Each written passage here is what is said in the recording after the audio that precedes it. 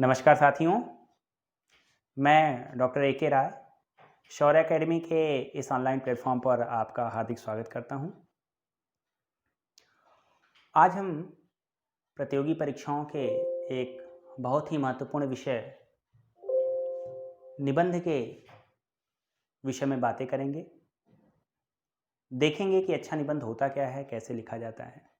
लेकिन निबंध के विषय में औपचारिक बातें शुरू करें, इसके पहले मैं आप लोगों से कुछ बातें करना चाहूँगा। जैसा कि आरओ या खंड शिक्षा अधिकारी की परीक्षाएं अभी होने वाली हैं, आपने वहाँ पे देखा होगा कि 25% सिलेबस का पार्ट आपके निबंध का पार्ट है। और जब आप तैयारी कर रहे होते हैं तो क्या दिल पे हाथ रख करके बताइएगा कि क्या आप अपनी तैयारी का 25% समय निबंध के लिए देते हैं। दूसरी चीज़ कि निबंध जब आप लिख रहे होते हैं या तैयार कर रहे होते हैं तो क्या आप निबंध तैयार कर रहे होते हैं या टॉपिक तैयार कर रहे होते हैं। जब मैं कह रहा हूँ निबंध और टॉपिक, तो यहाँ पे दोनों का अंतर समझने वाली बात है। आप अक्सर विद्यार्थियों को ये लगता है कि निबंध बहुत ही आसान है, बहुत ही सरल है और इसको हल्के में वो डील करने की कोशिश करते हैं। लेकिन कभी क्या आपने सोचा है कि ऐसा क्यों है कि कोई टॉपिक, कोई शीर्षक आपके किसी प्रश्न पत्र का प्रश्न भी होता है और वही सेम शीर्षक आपके निबंध का भी शीर्षक बनता है, निबंध के प्रश्न पत्र का भी शीर्षक बनता है। तो क्यों एक ही चीज़ को दो जगह लाया जाता है। आप लोगों को लगता है कि अरे ये वाला टॉपिक तो हमने अपने प्रश्न पत्र के दौरान तैयार ही किया है, वही चीज़ यहाँ भी लिख मारना है, दोनों चीज़ें बराबर है। ये एक बहुत बड़ी भूल है निबंध को समझने के लिए। निबंध आपके 25% अंक को कैरी करता है और आपको समझना पड़ेगा कि एक बेहतरीन निबंध हम कैसे लिखें ताकि हम निबंध प्रश्न पत्र में, निबंध विषय में अंक पाने की जो दो कैटेगरी है, जो एक 100 में से 40 और 50 के बीच में फ्लक्चुएट करती है, दूसरी 60 से 70 के बीच में फ्लक्चुएट करती है, तो हम किस तरीके से निबंध को डील करें कि हम दूसरी वाली श्रेणी, जो 60 से 70 अंकों वाली श्रेणी है, वहाँ पे पहुँचें। क्योंकि ये जो 40 और 70 का अंतर होता है, जो 30 अंकों का अंतर होता है, ये आपको उस प्रतियोगी परीक्षाओं में अंदर या बाहर करने का मादा रखता है। तो समझने वाली बात है कि निबंध लेखन की एक तकनीक होती है और उस तकनीकी से हम परिचित न होने की वजह से हम ये सोचते हैं कि हमने निबंध में तो 10 पेज लिख दिया, 15 पेज लिख दिया, 20 पेज लिख दिया, हमें नंबर क्यों नहीं मिला। क्योंकि हम तकनीक नहीं समझ रहे होते हैं, हम क्वांटिटी पर भरोसा कर रहे होते हैं, निबंध लेखन की तकनीक और उसकी गुणवत्ता पर बात नहीं करते हैं। वहाँ पे इस प्लेटफॉर्म पे हम लोग निबंध को डील करना सीखेंगे। हमारी ये पूरी 10 दिनों की कार्यशाला है। हमारे अलग अलग सब्जेक्ट के एक्सपर्ट्स आएंगे और विभिन्न विषयों के निबंधों को कैसे डील करना है उसको बताएंगे। आज हमारा जो मुख्य फोकस है विषय प्रवेश को लेकर के कि निबंध क्या है। एक बेहतरीन निबंध आप तभी लिख सकेंगे जब आप निबंध के जो अलग अलग डायमेंशंस हैं, जो उसके पर्सपेक्टिव्स हैं, जो उसके अलग अलग एक कह लीजिए कि रूपरेखा है, उसको जब तक आप जानेंगे नहीं तब तक एक बेहतरीन निबंध नहीं लिख पाएंगे। मसलन निबंध क्या है, निबंध की ऐतिहासिक पृष्ठभूमि कैसी रही है, दूसरी विधाओं से निबंध अलग क्यों है।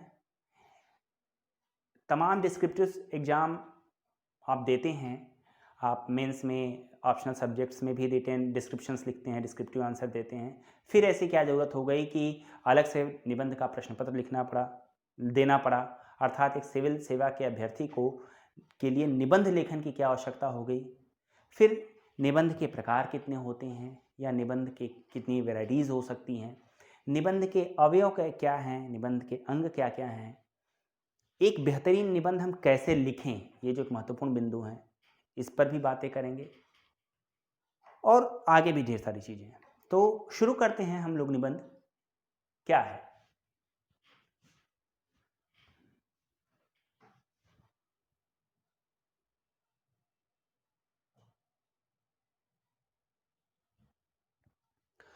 दोस्तों, सबसे पहले हम ये जानें कि निबंध क्या है। इसका हम जब ऐतिहासिक विश्लेषण देखते हैं, खासकर अपने यहाँ या पाश्चात्य देशों में, तो हमारी परंपरा में निबंध एक विधा के तौर पे शुरू से प्रचलित रही है। निबंध, जैसा कि आप देख पा रहे हैं, ये दो शब्दों से मिलकर बना हुआ है, नी और बंध।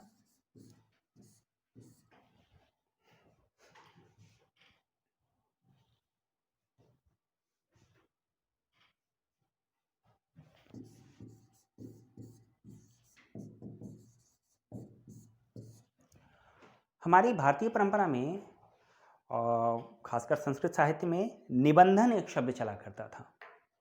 निबंधन, निबंधित करना, मतलब कि प्राचीन काल में जो धार्मिक संवाद हुआ करते थे, धार्मिक परिचर्चाएं हुआ करती थी, उनको अच्छे ढंग से व्यवस्थित करके रखा जाना, उनको निबंधित, उनको अच्छे ढंग से कलेक्ट किया जाना, उनको अच्छे ढंग से संकलित किया जाना निबंधन कहलाता था। और वो निबंधित सामग्री निबंध कहलाती थी। वो एक हमारा निबंध का एक प्राचीन विधा के तौर पे जो उसका मतलब निकलता था वो ये है। लेकिन आधुनिक काल में निबंध का वो मतलब नहीं है जो प्राचीन काल में था। अब आधुनिक काल में ये एक विधा के तौर पे प्रचलित हुई है। अब जब विधा के तौर पे प्रचलित हुई है तो निबंध की अपनी एक परिभाषा है। निबंध एक विधा के तौर पे अपना एक परिभाषात्मक अर्थ लिए हुए है। पहले व्युत्पत्ति परक देख लेते हैं। एक मानते हैं कि निर्बंध शब्द से निबंध बना हुआ है, नी और बंध। नी का मतलब है बिना, बंध मतलब बंधा हुआ। मतलब कि एक ऐसी रचना जो बंधी हुई नहीं है, जो सुगठित नहीं है, जो अच्छे ढंग से बंधी हुई नहीं है, वो निर्बंध है या निबंध है। हम अभी केवल शब्द की बात कर रहे हैं। दूसरे लोग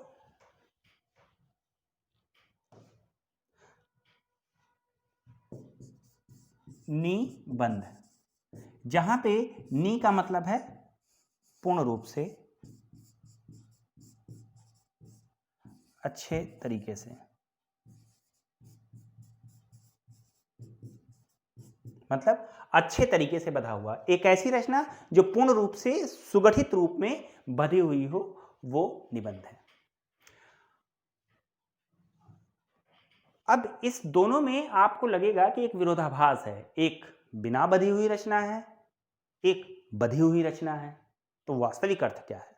देखिए, ये हमने केवल शब्दों की बात की है, लेकिन इसकी जो एक मूल तत्व है जिस पर सभी निबंधकार या सभी आलोचक सहमत हैं कि निबंध का जो मूल तत्व है वो है व्यक्ति व्यंजकता, व्यक्तित्व का प्रकाशन। मतलब आप क्या हैं, किसी विषय पर आपकी अपनी समझ क्या है, आपके भाव, आपकी कल्पनाएं, आपकी तर्क प्रणाली, आपकी कार्य कारण श्रृंखला व्यक्तिगत रूप में जिस विधा में अभिव्यक्त होती है, बिना किसी आवरण के, बिना किसी का सहारा लिए, वो विधा निबंध है। एक विधा के तौर पे निबंध कहानी से अलग होती है, उपन्यास से अलग होती है, नाटक से अलग होती है। मैसेज वहां भी हो सकता है, एक विचार वहां भी हो सकता है। जब हम एक कहानी पढ़ते हैं तो हो सकता है कि कहानियों में भी एक विचार चल रहा हो, लेकिन कहानी का विचार और निबंध का विचार अलग अलग आएगा। कहानी में हमारे पास पात्र होते हैं, हमारे पास घटनाएं होती हैं। एक लेखक अपनी कल्पना के सहारे पात्रों से और घटनाओं के माध्यम से अपना मैसेज कहलवा लेता है, लेकिन निबंध में उसके पास कोई आवरण नहीं होता है। वो सीधे अपने पाठक से डायलॉग करता है, अपनी बातों को लेकर के, अपनी भावनाओं को लेकर के, अपने विचारों को लेकर के, किसी विषय पर अपने संवेदनाओं को लेकर के। इसमें एक बहुत जोखिम का काम है। जोखिम का काम ये है कि कहीं ऐसा ना हो कि लेखक लिखते समय, निबंध लिखते समय इस तरीके से डील करने लगे कि वो पाठक के लिए बोरिंग हो जाए, पाठक उससे ऊबने लगे, इतना वस्तुनिष्ठ न हो जाए कि जो निबंध है वो लेख की श्रेणी में न चला जाए, और इतना व्यक्तिगत भी ना हो जाए कि पाठक उसके साथ तादात्म्य ही ना बना पाए। तो एक जोखिम भरा काम है निबंध लेखन। तो इन दोनों बिंदुओं में एक जो सर्वाधिक समान बात है वो है व्यक्ति व्यंजकता। व्यक्ति व्यंजकता का मतलब व्यक्तित्व का प्रकाशन, उस निबंध में व्यक्ति का अपना निजीपन या लेखक का अपना निजीपन झलके, उसकी भाव किसी विषय पर उसकी अपनी भावनाएं, अपनी सोच, अपनी तर्क प्रणाली दिखाई दे। अब हम बात करते हैं एक संस्कृत का एक प्रसिद्ध वाक्य है जो अक्सर गद्य के विषय में उद्धृत की जाती है, गद्य कवीनाम निक्षा वदंती। मैं गद्य की बात कर रहा हूं क्योंकि निबंध बेसिकली गद्य की एक विधा है, और फिर उसके ऐतिहासिक परिप्रेक्ष्य में हम लोग चलेंगे। गद्य कवीनाम निक्षा वदंती, गद्य कवियों का निकष, प्रतिमान या कसौटी है। अर्थात एक कवि की असली पहचान तब होती है जब वो गद्य लिखता है। हिंदी के प्रसिद्ध निबंधकार, प्रसिद्ध आलोचक रामचंद्र शुक्ल ने इसी बात को थोड़ा और आगे बढ़ाया। उन्होंने कहा कि यदि काव्य, कविता, कवि या लेखक की कसौटी गद्य है तो गद्य की कसौटी निबंध है। महत्वपूर्ण चीज है, कवि या लेखक की कसौटी अगर गद्य है तो गद्य की कसौटी निबंध है। अर्थात एक गद्यकार, जिस तरीके से एक कवि के लिए असली चुनौती भरा कार्य है गद्य लिखना, उसी तरीके से एक गद्यकार के लिए असली चुनौती भरा कार्य है निबंध लिखना। यह एक बहुत महत्वपूर्ण उक्ति है। तो जब हम इसके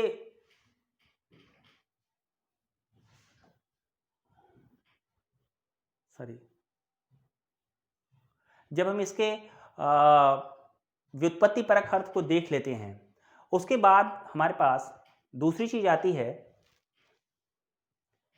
इसका परिभाषात्मक अर्थ। परिभाषा के तौर पे निबंध की जो शुरुआत होती है वो आधुनिक निबंध की शुरुआत पाश्चात्य साहित्य से आया हुआ है, और सबसे पहले 16वीं शताब्दी में इसके जनक या इसके प्रादुर्भावकर्ता माने जाते हैं मॉन्टेन, जो फ्रांसीसी विचारक थे। उन्होंने अपनी परिभाषा में निबंध को कहा कि ये मनमौजी उक्तियों की मनमौजी अभिव्यक्ति है। मतलब मन में जो विचार आए उसको हमने बेलौस अंदाज में कह दिया। डॉक्टर जॉनसन भी इसी तरीके से कहते हैं, मनमौजी उक्तियों का मनमौजी प्रकाशन। मतलब हम अपने आप में मस्त हैं, किसी विषय पर हमारी जो समझ है हमने उसको सामने पाठक के एज इट इज रख दिया बेलौस अंदाज में। मतलब हमारा व्यक्तित्व पूरी तरीके से उसमें निक्षेपित हो जाता है। कोई भी आवरण नहीं, कोई भी पर्दा नहीं, कोई भी ओट नहीं, कोई भी पात्र नहीं, कोई भी चरित्र नहीं, कोई भी कहानी नहीं, सीधे हम जैसे हैं वैसे हमने अपने आप को उस विषय के बारे में बता दिया। अर्थात व्यक्ति व्यंजकता, मैं बार बार व्यक्ति व्यंजकता शब्द का प्रयोग कर रहा हूं, व्यक्तित्व का प्रकाशन शब्द प्रयोग कर रहा हूं। ये आपको स्पष्ट हो जाना चाहिए कि निबंध का जो प्राण है, निबंध का जो की फैक्टर है वो है व्यक्ति व्यंजकता। इसीलिए कहा जाता है कि निबंध पर लेखक का एकमात्र अधिकार होता है। इसीलिए कहा जाता है कि कोई भी निबंध गलत या सही नहीं होता है, वह थोड़ा अच्छा या थोड़ा खराब होता है। मतलब एक ही विषय को मैं अलग दृष्टि से देखता हूं, आप अलग दृष्टि से देखते हैं, तो इसका एक कतई मतलब नहीं कि मैं सही हूं आप गलत हैं। इसका केवल ये मतलब हो सकता है कि आपने अच्छे ढंग से उस विषय को डील किया हो तो आप थोड़ा बेहतर होंगे, मैंने थोड़ा सा डाउनग्रेड में उसको डील किया होगा तो मैं थोड़ा खराब होऊंगा। लेकिन गलत या सही कोई नहीं होगा, दोनों लोग सही ही होंगे। तो व्यक्ति व्यंजकता महत्वपूर्ण चीज है। उसके बाद मतलब कि मॉन्टेन जो 16वीं शताब्दी में हुए थे, उन्होंने इसको मनमौजी व्यक्तियों के मनमौजी उक्तियों का मनमौजी प्रकाशन कहा कि आप एक मौज लेते हैं, आप एक मजा लेते हैं अपनी अभिव्यक्ति का। एक तरीके से उनकी परिभाषा में या उनके निबंध के लेखन में गंभीर विषयों का एक तरीके से अभाव बना रहा। उस समय तक ये नहीं सोचा जाता था कि गंभीर विषयों पर भी निबंध लिखे जा सकते हैं या निबंध गंभीर विषयों के लिए पर्याप्त होगा। लेकिन उसी 16वीं शताब्दी के मॉन्टेन के आने के 20 सालों बाद लगभग फ्रांसिस बेकन आते हैं और उनको आधुनिक निबंध का जन्मदाता भी कहा जाता है। निबंध के जन्मदाता कहे जाते हैं मॉन्टेन, लेकिन आधुनिक निबंधों का, जिसमें विश्लेषणात्मक और गंभीर निबंध आते हैं, उनके जन्मदाता कहे जाते हैं फ्रांसिस बेकन। और रामचंद्र शुक्ल ने फ्रांसिस बेकन के निबंधों का अनुवाद भी किया है, बहुत अच्छा अनुवाद किया है उन्होंने। तो फ्रांसिस बेकन ने कहा कि गंभीर विषयों में भी निबंध लिखे जा सकते हैं, लेकिन व्यक्ति व्यंजकता तब भी उसका अनिवार्य अंग बना रहेगा। इन्हीं विचारधाराओं को लेकर के रामचंद्र शुक्ल ने कहा कि निबंध जो हैं वो पाश्चात्य काव्यशास्त्रियों के अनुसार या पाश्चात्य चिंतकों के अनुसार निबंध की सर्वप्रमुख विशेषता है व्यक्तित्व का प्रकाशन, अर्थात जिसमें लेखक के व्यक्तित्व का प्रकाशन होता हो। मतलब कि व्यक्तित्व का प्रकाशन गंभीर किस्म के निबंधकारों ने भी माना और ललित किस्म के निबंधकारों ने या जो अपने ने भी माना। रामचंद्र शुक्ल, मैं बार बार रामचंद्र शुक्ल को उद्धृत कर रहा हूँ क्योंकि हिंदी निबंधों की शुरुआत, जो गंभीर निबंधों की शुरुआत हिंदी में होती है, वो उन्हीं के द्वारा होती है और उनके मनोविश्लेषण प्रधान और आलोचनात्मक निबंध बहुत प्रसिद्ध हुए हैं। तो उनकी प्रसिद्ध किताब है निबंधों की चिंतामणि भाग 1। उसमें उन्होंने खुद स्वीकार किया है अपने निबंधों के विषय में कि ये जो निबंध हैं मेरी अंतरयात्रा में पड़ने वाले प्रदेश हैं, मेरी अंतरयात्रा में पड़ने वाले प्रदेश हैं। यात्रा पर तो निकलती रही है बुद्धि, पर हृदय को भी साथ लेकर। अब आप देखिएगा, बुद्धि वो अपने निबंधों को स्वयं स्वीकार कर रहे हैं कि उनके निबंध बुद्धि प्रधान है। जहां बुद्धि होगी वहां विचार होगा, वहां विश्लेषण होगा, वहां गंभीरता होगी, और जहां हृदय होगा वहां भाव होगा, वहां संवेदनाएं होंगी, वहां उत्फुल्लता होगा, वहां पे कल्पनाएं होंगी, वहां पे संवेदनाएं ज़्यादा होंगी। तो इसका मतलब कि वो निबंध को रूखा सूखा नहीं मानते हैं अपने निबंधों को भी, और एक तरीके से ये उनके निबंधों की नहीं, वो पूरे निबंध की परिभाषा या निबंध की विशेषता बता रहे होते हैं कि निबंध वस्तुतः वही होता है जिसमें बुद्धि और हृदय का मणिकांचन संयोग होता है। कोई भी निबंध अगर आप वायवीय तौर पर लिखते चले जाते हैं तो निबंध नहीं रह जाता है, वो गद्य काव्य के निकट पहुंचने लगता है। लेकिन अगर उसमें व्यक्तित्व, अगर उसमें बुद्धि का और भाव का, मन के हृदय के भावों का मणिकांचन संयोग है, तो वह उत्कृष्ट निबंध है। कुल मिलाकर के इन विश्लेषणों के पश्चात अगर हम कहें तो ये कह सकते हैं कि जो निबंध होता है किसी विषय पर लिखी गई एक ऐसी गद्य कृति होती है जिसमें लेखक बिना किसी कहानी के, बिना किसी पात्रों के, बिना किसी घटनाओं के सीधे अपने भाव, अपने विचार, अपनी कल्पनाओं, अपनी तर्क प्रणाली, अपनी कार्य कारण श्रृंखला को पाठक के समक्ष उपस्थित करता है। और इस निबंधों का जो सबसे अनिवार्य तत्व है वो है व्यक्ति व्यंजकता। ठीक, ये हमारा एक निबंध पर एक आइडिया रहा। ये देखने के बाद अब हम ये हमने देख लिया।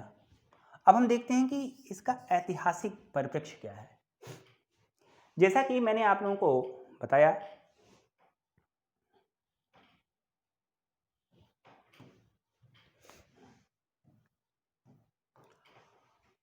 कि निबंध जो होता है वो आपके व्यक्तित्व का प्रकाशन होता है, और निबंध गद्य की एक विधा है। हम भारतीय प्रदेश में, खासकर हिंदी साहित्य से आप सब लोग रूबरू हैं, बचपन से पढ़ते आ रहे हैं हिंदी साहित्य के बारे में। आपने एक चीज़ देखी होगी कि आप जो गद्य पढ़ना शुरू करते हैं वो सबसे पहला गद्य, चाहे वो निबंध के रूप में हो, आप भारतेंदु हरिश्चंद्र से पाते हैं। मैं हिंदी साहित्य को इसलिए लेकर चल रहा हूँ क्योंकि आप लोग उससे शुरू से परिचित हैं, तो उस पर्सपेक्टिव को आप जब ध्यान में रखेंगे तो आपको ये पता चल जाएगा किसी प्रदेश में कि गद्य की शुरुआत क्यों होती है और उस गद्य में निबंध की शुरुआत क्यों होती है। तो अगर भारतेंदु से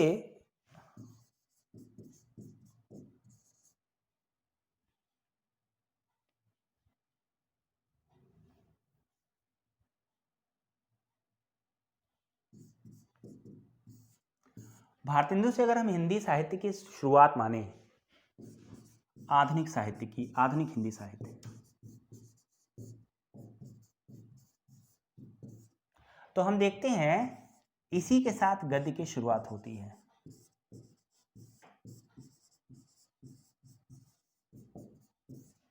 मतलब आधुनिक हिंदी की शुरुआत भारतेंदु जी से होती है और इसी भारतेंदु काल से हमें गद्य की शुरुआत भी दिखाई देती है। तो अब आप कहेंगे इसमें कौन सी महत्वपूर्ण चीज है, इसमें कौन सी विशेष बात है? तो उस विशेष बात को समझने की कोशिश कीजिएगा कि रीति काल में हमें गद्य नहीं दिखाई देता है, हमें भक्ति काल में गद्य नहीं दिखाई देता है। शायद आप कोई ऐसी रचना बता पाएं कि तुलसी ने कोई गद्य कृति लिखी है, सूर ने कोई गद्य कृति लिखी है, बिहारी ने कोई गद्य कृति लिखी है, घनानंद ने कोई गद्य कृति लिखी है, या आदिकाल में किसी ने गद्य कृति लिखी है।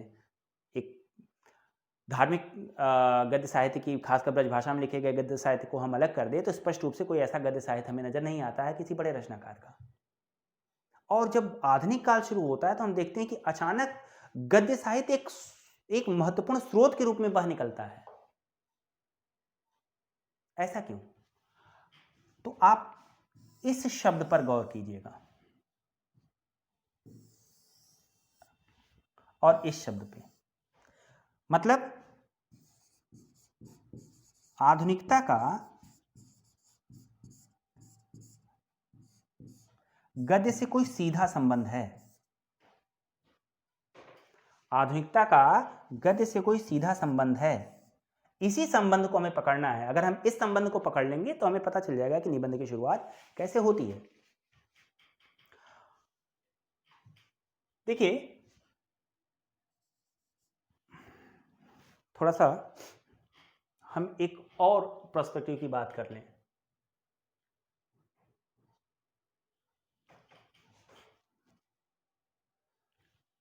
हमारा ये जो मध्यकाल है,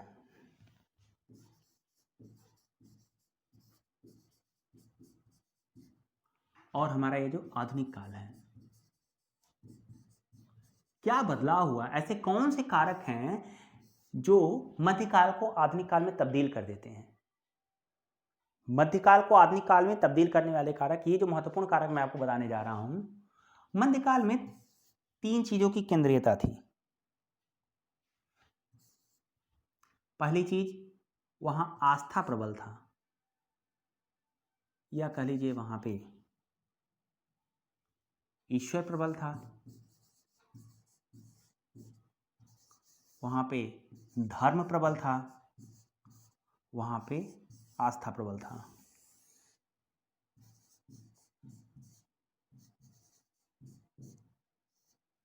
लेकिन आधुनिक काल में इन तीनों चीजों को प्रतिस्थापित किया। ईश्वर की जगह मानव केंद्र में आ गया, धर्म की जगह विज्ञान केंद्र में आ गया, और आस्था की जगह तर्क केंद्र में आ गया।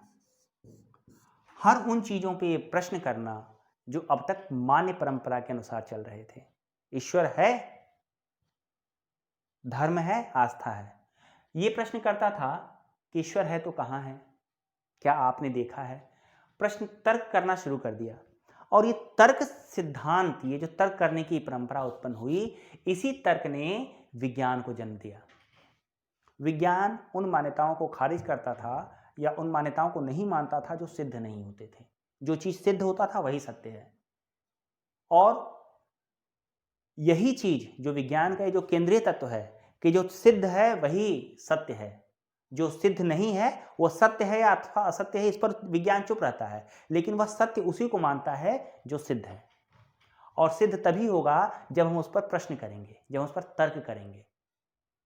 तो जो विज्ञान अर्थात वैज्ञानिक दृष्टिकोण इस तर्क केंद्रित होता है, वो हमेशा प्रश्न करता है।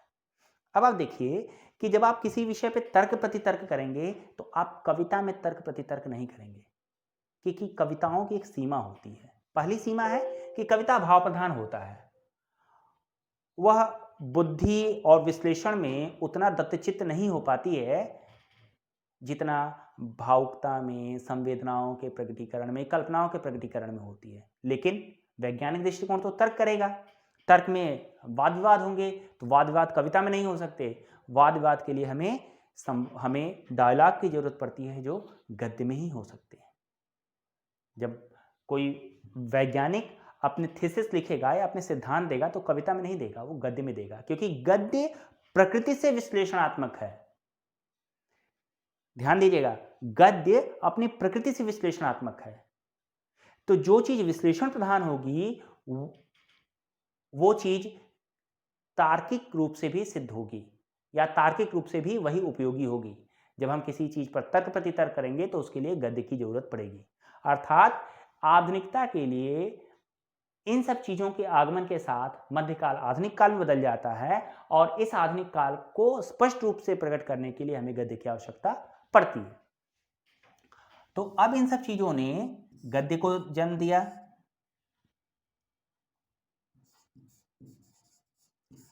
अब गद्य के एक विषय के रूप में निबंध की क्यों जरूरत पड़ी?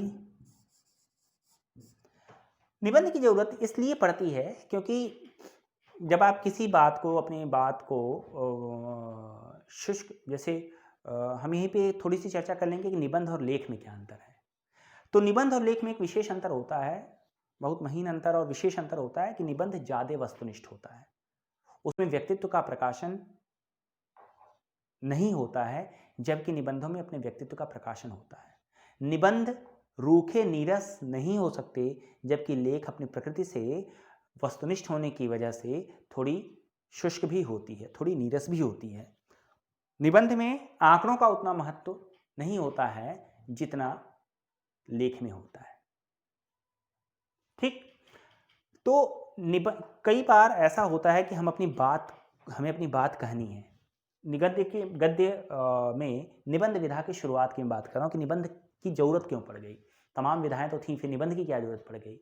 वो इसलिए पड़ गई क्योंकि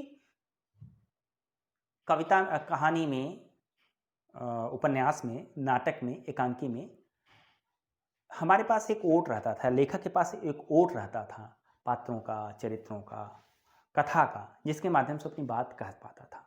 लेकिन जब आप किसी चीज को ओट बना देते हैं तो कहीं ना कहीं भावों के प्रकटीकरण में एक बाधा भी होती है।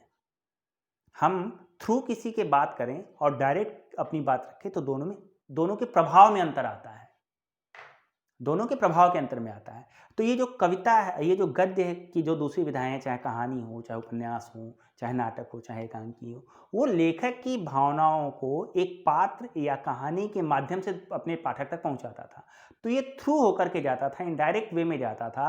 तो कहीं ना कहीं लेखक को लगता था कि उसकी भावनाएं पूरी तरीके से संवेदित नहीं हो पा रही हैं, इनकी वजह से थोड़ा सा हमें अपनी भावनाओं को संकुचित करना पड़ रहा है, भावनाओं को कहीं ना कहीं रोकना पड़ रहा है। तो फिर ऐसी कौन सी विधा लाई जाए कि हम अपनी बात सीधे तौर पे कह दें? तो उसके लिए एक अच्छी चीज़ थी कि वो आर्टिकल लिखना शुरू कर दें। लेकिन आर्टिकल के साथ जो सबसे बड़ी दिक्कत थी वो ये थी कि उससे पाठक बोर हो सकता था, उसमें वो जो साहित्यिक विधा का जो लालित्य है वो नहीं पैदा हो सकता था। तो लेखक के सामने दोहरी जिम्मेदारी है कि अपनी बात को अपने पाठक तक पहुंचाना भी है और उसे उबन भी ना पैदा हो, इसका भी ध्यान रखना है। ऐसी स्थिति में इस निबंध का जन्म हुआ। अब आप देखिए कि 16वीं शताब्दी में वही स्थितियां पैदा हो रही थी जो हमारे भारतीय साहित्य में 19वीं शताब्दी या 20वीं शताब्दी के प्रारंभ में पैदा हो चुकी थी। मतलब वहां का जो आधुनिक काल था वो उस दौर में शुरू होता है पुनर्जागरण युग के बाद, और हमारे यहाँ भी नवजागरण युग, हिंदी का नवजागरण युग इसी 19वीं शताब्दी के अंत से माना जाता है। तो पुनर्जागरण का क्या प्रभाव पड़ा? पुनर्जागरण में ऐसे क्यों नए ख्यालात पैदा हो गए? ये भी आप सोच सकते हैं कि अचानक ऐसा क्या हुआ कि मध्यकाल से आधुनिक काल आ गया। भाई ये चीज आई तो कोई ना कोई कारण हुआ और रहा होगा ना।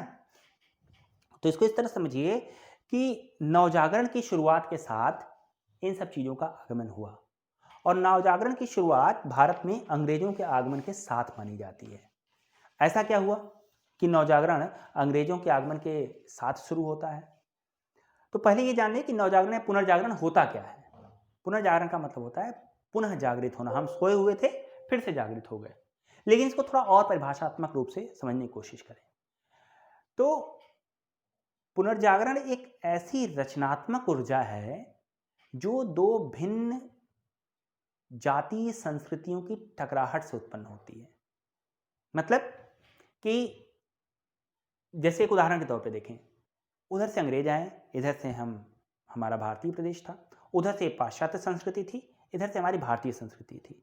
वो उधर से अपना ज्ञान विज्ञान लेकर आए, इधर हमारा अपना प्राचीन ज्ञान विज्ञान था।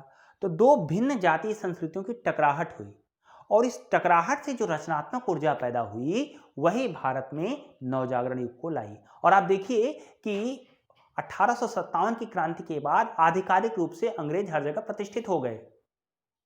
और आप देखिए कि 1853 में सबसे पहली रेल चलती है, उसके बाद फिर 1871 में जनगणना शुरू होती है, डाक तार की व्यवस्था होती है। मतलब जो भी पश्चिम में ज्ञान विज्ञान उन्नति कर रहा था वही चीज अब भारत में आना शुरू हो गया था। और जब भारत में ये पश्चिम का ज्ञान विज्ञान आया तो यहाँ की अपनी जो परंपराएं थी उसके साथ इंटरेक्ट करती हैं, यहाँ के अपने ज्ञान विज्ञान उसके साथ इंटरेक्ट करते हैं, उनका एक घर्षण होता है और उस घर्षण से एक रचनात्मक ऊर्जा निकलती है और वही रचनात्मक ऊर्जा पुनर्जागरण बनती है और वही पुनर्जागरण इस आधुनिक काल को भारत में लाता है।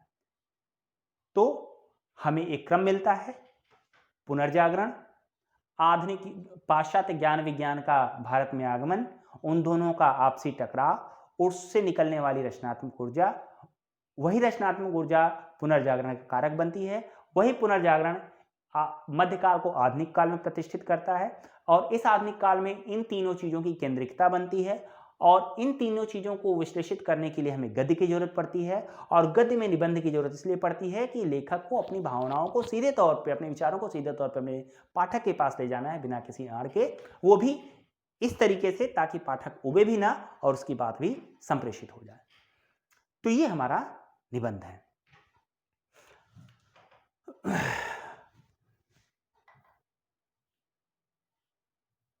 अब जब हम इसके ऐतिहासिक परिदृश्य को देख चुके होते हैं, अब हम पूछते हैं, सामान्य सा प्रश्न बनेगा कि इसकी आवश्यकता आपको क्यों है। सीधी सी बात है, आप कह सकते हैं कि इसकी आवश्यकता आपको क्यों है। एक सिविल सेवा के परीक्षार्थी को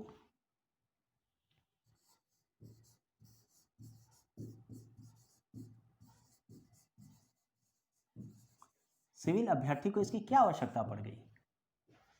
जब आप ऑप्शनल पेपर देते ही हैं और जब आप डिस्क्रिप्टिव आंसर इतने बड़े बड़े लिखते ही हैं तो ऐसी क्या आवश्यकता हो गई कि निबंध का एक अलग से पेपर रखना पड़ा। चाहे वो यूपीएससी हो, चाहे यूपीपीएससी हो, चाहे आरओ हो, चाहे आरओ हो, चाहे आपका खंड शिक्षा अधिकारी है, सब में एक अलग से पेपर डाला गया निबंध का। क्यों? तो मैं एक बहुत मोटी चीज से आपकी बात शुरू करता हूं। निबंध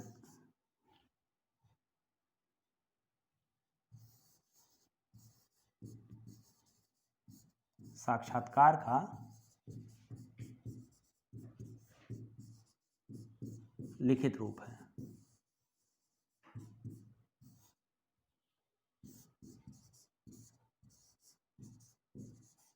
हो सकता है कि आपको बड़ा अटपटा सा लगे, लेकिन इसको थोड़ा समझने की बात है। ये मैं कोई सिद्धांत वाक्य नहीं कर रहा हूँ, समझाने के लिए बता रहा हूँ कि निबंध साक्षात्कार का लिखित रूप है। इसका क्या मतलब हुआ? देखिए, मैंने आपसे पहले ही कहा, निबंध आपके व्यक्तित्व का प्रकाशन होता है और जब आप साक्षात्कार देने जाते हैं तो साक्षात्कारता आपके व्यक्तित्व को समझने की कोशिश करता है। वो जानना चाहता है, साक्षात आप उसके समक्ष उपस्थित हुए हैं तो आप कैसे हैं ये वो जज करना चाहता है। आपसे प्रश्न पूछेगा, प्रश्न का आप अपने हिसाब से उत्तर देंगे। आपसे वो जानना चाहेगा कि इस पर आपकी क्या राय है। साक्षात्कार में ऐसे ही प्रश्न पूछे जाते हैं कि इस विषय पर आपके क्या राय हैं। वो ये नहीं पूछता है कि हम इस विषय पे फलाने का क्या राय है, उनका क्या राय है, वो आपकी राय पूछता है, मतलब आप क्या सोचते हैं इस विषय पर, वो वर्बली पूछता है आपसे। यहाँ भी आपसे वही चीज़ पूछी जाती है, बस आप ये नहीं जानते हैं कि निबंध का मतलब क्या होता है, इसलिए आप उसको क्वेश्चन का जैसे आंसर लिखते हैं उस फॉर्मेट में लिख कर के चले आते हैं, जबकि आपको उस फॉर्मेट में नहीं लिखना है। आपको निबंध को इस तरह लिखना है ताकि आपकी बातें वहां तक पहुंचे। यही चीज मैं बताने की कोशिश कर रहा हूं कि निबंध साक्षात्कार का लिखित रूप है, अर्थात जब आप कोई निबंध लिखते हैं तो जो जांचकर्ता होता है, जो जांचने वाला होता है परीक्षक, वह इसके माध्यम से आपके व्यक्तित्व को समझने की कोशिश करता है कि आप इस विषय पर क्या सोचते हैं, कितना बैलेंस होकर सोचते हैं, क्या आपका झुकाव किसी विशेष तरफ है, क्या विशेष विचारधारा से आप संबद्ध हैं, या संतुलित विचारधारा है, या किसी विषय को आप बहुत ही हल्के में ले लेते हैं, या आप इस विषय पर कुछ सोच ही नहीं पा रहे हैं। वो इन सब चीज़ों के माध्यम से आपको जज करता है, और जैसा जज करता है वैसा आपका प्रभाव आपके नंबर पर पड़ता है। तो आप एकदम जानिए कि चूंकि निबंध अपनी प्रकृति से व्यक्ति व्यंजक है, व्यक्तित्व का प्रकाशन है, तो निबंध आपको अपने हिसाब से लिखना है, आपको किसी का नकल नहीं मारना है, आपको उस विषय को अपने हिसाब से डील करना है, तार्किक होकर के डील करना है, लेकिन ऐसा भी तार्किक, ऐसा भी विश्लेषणबद्ध नहीं हो जाना है कि वो नीरस लगने लगे और परीक्षक उस पूरे निबंध को पढ़ने के पहले ही पन्ना पलट दे। ठीक है, तो निबंध एक तरीके से आपकी कल्पना शक्ति का परीक्षण होता है, आपके भावावेगों का परीक्षण होता है, आपकी संवेदनाओं का परीक्षण होता है, आपकी तर्क शक्ति का परीक्षण होता है, आपके कार्य कारण श्रृंखलाओं को कितने अच्छे ढंग से बांध पाते हैं किसी विषय को लेकर के, इसका परीक्षण होता है। और जितना बेहतर आप प्रस्तुत करेंगे इन सब चीज़ों को, उतना ही बेहतर तरीके से परीक्षक आपके व्यक्तित्व का मूल्यांकन कर पाएगा। मतलब कि जो आपका निबंध है वो आपके व्यक्तित्व को परखने की विधा है, व्यक्तित्व को परखने की विधा है, इसीलिए निबंध का अलग से पेपर आपके लिए रखा जाता है ताकि आपकी तार्किक शक्ति का पता चल सके। तो मतलब हम अगर एक लाइन पढ़ाना चाहें तो व्यक्तित्व को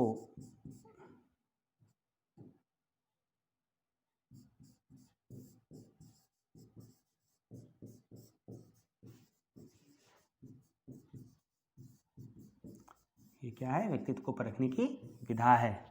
ये बहुत महत्वपूर्ण चीज़ है, जब आप इस चीज़ को समझ लेंगे तो आपको पता चल जाएगा कि निबंध क्यों आपके लिए जरूरी है। अब इसके बाद हम अगले टॉपिक पे चलें तो आप देखेंगे कि निबंध कितने प्रकार के हो सकते हैं।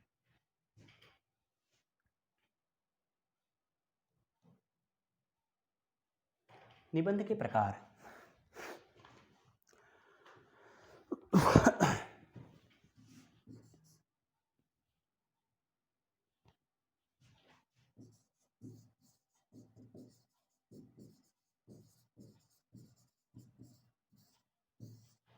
देखिए,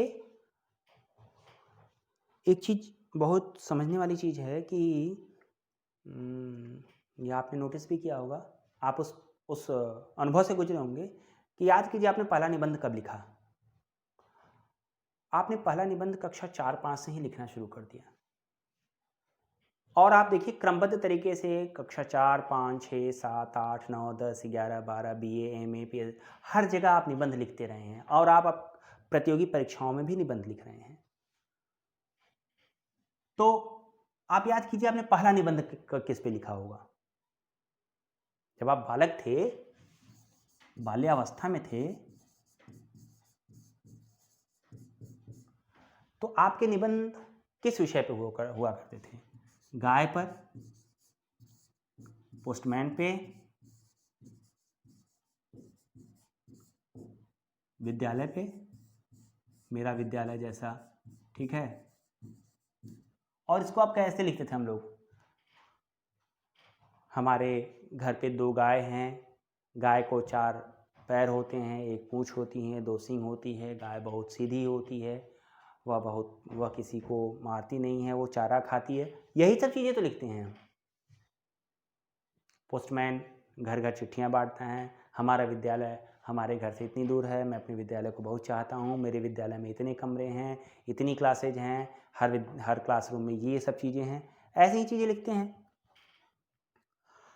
तो अब आप देखिए कि इसकी एक विशेष प्रकृति है, मतलब आप वर्णन करते हैं। गाय का वर्णन किया, विद्यालय का वर्णन किया, पोस्टमैन का वर्णन किया। मतलब इस दौर में जो आपके निबंध होते हैं वो वर्णनात्मक होते हैं। उस समय के, उस उम्र के बच्चों से अपेक्षा की जाती है कि बच्चा बस वर्णन करेगा, उसकी कल्पना शक्ति इतनी वृहद नहीं है, उसकी विश्लेषणात्मक क्षमता इतनी ज़्यादा नहीं है कि वह विश्लेषण कर पाए, इसलिए उससे वर्णन की अपेक्षा की जाती है ताकि वो वाक्य लिखना सीख सके, मौलिक ढंग से वाक्य लिखना सीख सके। वाक्य तो वो लिखना सीखता ही है, राम जाता है वह खाता है, उसको शब्द से वाक्य बनाना सिखाया जाता है, लेकिन यहाँ वो मौलिक ढंग से 2-4 पंक्तियां अपने से लिख सके, इसलिए निबंध दिया जाता है। वर्णनात्मक किसका। थोड़े और बड़े होते हैं आप हाई स्कूल स्टैंडर्ड पर आ जाते हैं, ठीक है, जब आप तरुण होते हैं तो आपके निबंध के विषय क्या हो जाते हैं। यदि मैं प्रधानमंत्री होता,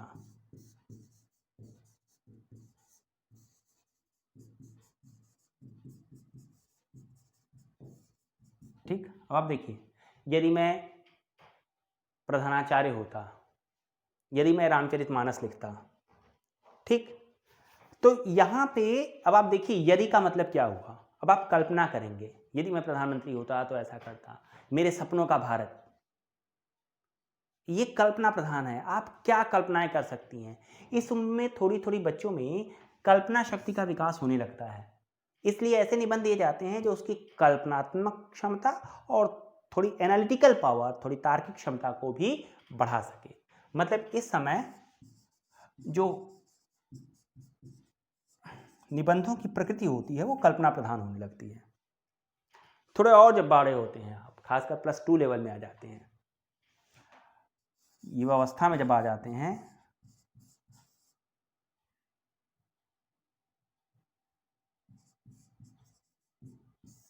तब निबंध के टॉपिक क्या हो जाते हैं।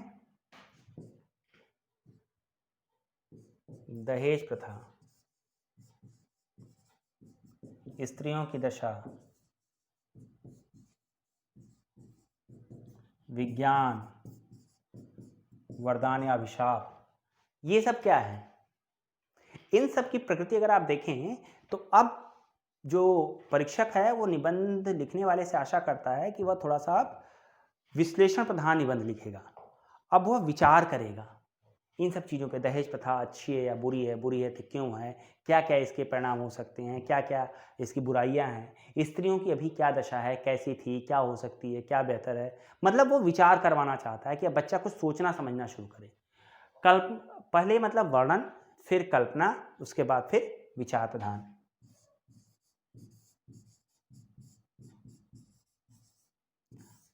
और जब आपका मस्तिष्क प्रौढ़ हो जाता है, वयस्क हो जाता है, तब निबंध का विषय बदलने लगता है और ये विषय अधिकाधिक अमूर्त होते चले जाते हैं। अमूर्त विषय जैसे लगातार प्रश्न आते हैं, साहित्य और नैतिक मूल्य, शिक्षा और नैतिक मूल्य। अब नैतिक मूल्य कोई कंक्रीट सब्जेक्ट नहीं है, ये एक अमूर्त विषय है, ठीक है। बदलता हुआ समाज और हमारी परंपराएं, हमारी विरासत, ऐसे जो विषय बनते हैं वो अब लगातार अमूर्त बनते चले जाते हैं या ज़्यादा आपसे विश्लेषण की मांग करते हैं, ज़्यादा एनालिटिकल अप्रोच की मांग करते हैं, ठीक है। तो अब आपको उसके आगे पीछे का भी जानना पड़ेगा। मतलब आप जिस स्तर पे, मतलब प्रतियोगी परीक्षाओं की जब तैयारी करने जाते हैं तो आपसे इस विषय की मांग बढ़ जाती है। मतलब आप में आपको ज़्यादा एनालिटिकल अप्रोच के साथ, ज़्यादा विश्लेषण क्षमता के साथ आना पड़ता है, ज़्यादा पैनी दृष्टि रखनी पड़ती है, ज़्यादा परिपक्व मानसिकता के साथ विषय को डील करना पड़ता है। अब थोड़ा सा हम और आगे बढ़ते हैं। प्रतियोगी स्तर पे भी हमें 2 विषय दिखाई देते हैं।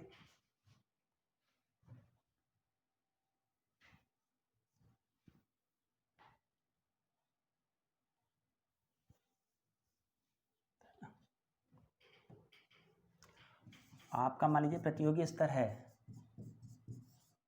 जब भी आप अपने निबंध के प्रश्न पत्र को देखिए तो उसमें आपको दो तरह के निबंध दिखाई देंगे। एक मूर्त विषय दिखाई देगा, दूसरा अमूर्त विषय दिखाई देगा। अमूर्त विषय में, मूर्त विषय में आपके जो पढ़े हुए सब्जेक्ट्स हैं, खास करके जो सामाजिकी विषय हैं, सामाजिकी विषय मतलब अर्थशास्त्र, राजनीति, इतिहास, भूगोल, ठीक। इसके अलावा वैज्ञानिक या तकनीकी प्रकार के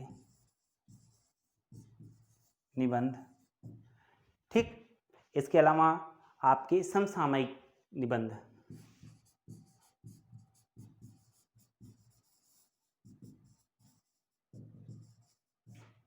ये आपके मूर्त विषय।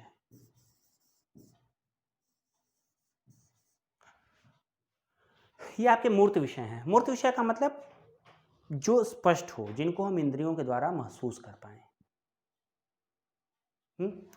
जैसे मान लीजिए कि सीमा समस्या पर, या ग्लोबलाइजेशन पर, या अंतरिक्ष में भारत के बढ़ते कदम, ऐसा विषय है। ये कंक्रीट है, इसको, इसकी विषय वस्तु आपको पता है, इसके मैटर्स आपको पता है। आप पढ़ करके इन सब चीज़ों के बारे में जान सकते हैं कि जैसे मान लीजिए भारत में अंतरिक्ष में भारत के बढ़ते कदम, तो आप शुरू से लेकर अंतरिक्ष प्रौद्योगिकी में भारत के अब तक के विकास के बारे में पढ़ सकते हैं, फिर उनको स्टेप बाय स्टेप आप वर्णन कर सकते हैं। सीमा सुरक्षा या सीमा विवाद, तत्कालीन परिदृश्य में भारत के सीमा विवाद, तो आपको पता है कि आपका भारत चाइना के साथ क्या इस समय विवाद चल रहा है, चाहे डोकलाम हो, चाहे लद्दाख हो, इन सब की चीज़ें, भारत बांग्लादेश के साथ, भारत पाकिस्तान के साथ, इस तरह की जो सीमा विवाद है वो आपको पता है। मतलब आपने अभी रिसेंटली या अपनी किताबों में आप पढ़ सकते हैं। मतलब आप इसके विषय में आपकी जो पढ़ी हुई चीज़ें हैं वो काम आती हैं, ठीक। अब हम आते हैं अमूर्त विषय की तरफ। अमूर्त विषय अधिकतर आपके मानविकी विषय से संबद्ध होते हैं।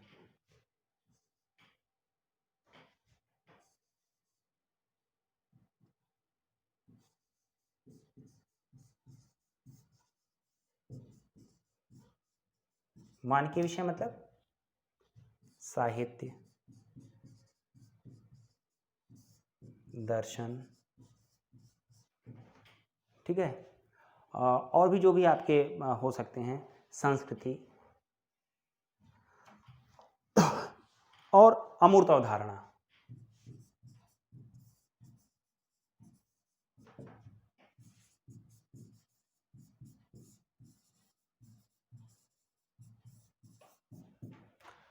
देखिए, मतलब कि आपसे इन दो तरह के निबंधों की अपेक्षा की जाती है कि आप इस दो तरह के निबंध लिखेंगे।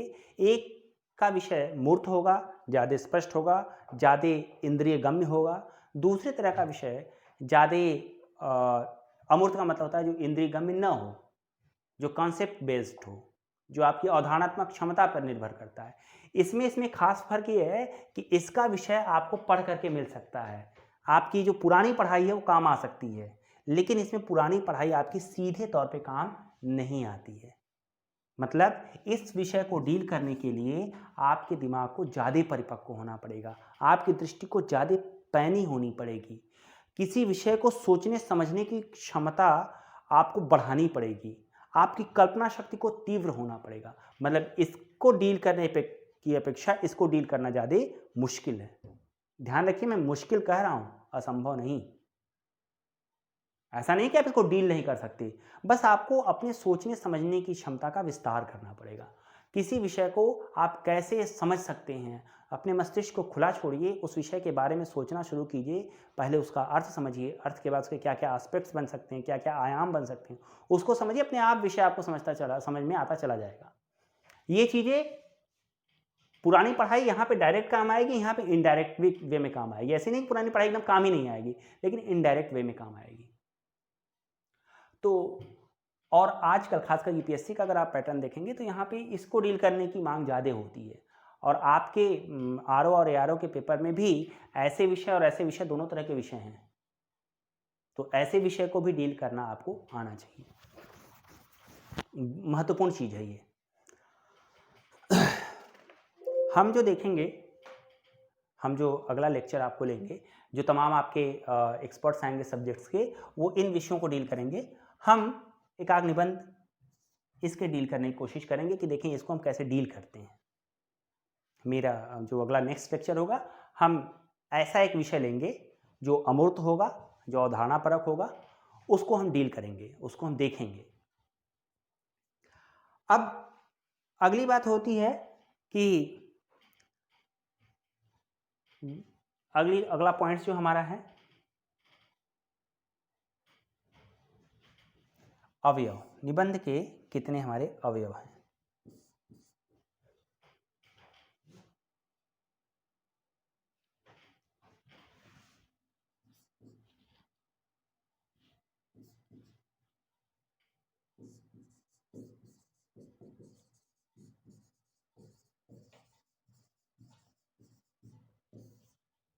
अवयव मतलब होता है भाग।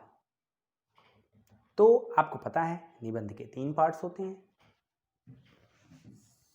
पहला पार्ट है भूमिका, या इसी को आप प्रस्तावना भी बोलते हैं या प्रारंभ भी बोलते हैं। दूसरा होता है मुख्य भाग, या विकास भाग।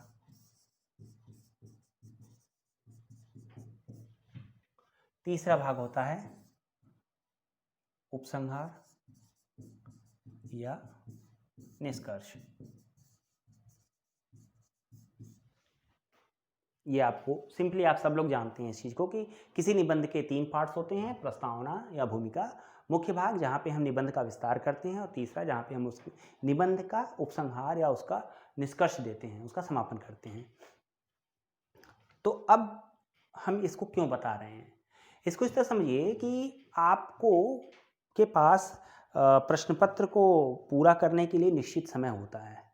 सपोज दैट कि आप अगर आरओ का पेपर दे रहे हैं तो 3 विषय डील करने पड़ते हैं आपको, या पीसीएस का पेपर दे रहे होते हैं तो आपको 3 टॉपिक लिखने होते हैं 3 घंटे जितने।